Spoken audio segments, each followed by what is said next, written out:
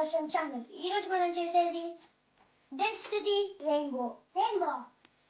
ఒక గ్లాస్లో హనీ తీసుకొని దాంట్లో స్లోగా సబ్బు వాటర్ పోయాలి.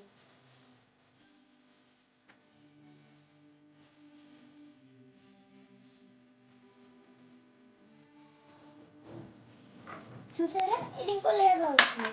ఇప్పుడు కలర్ వాటర్ పోయాలి. ఇది కూడా చాలా స్లోగా పోయి లాస్ట్లో నూనె వేయాలి.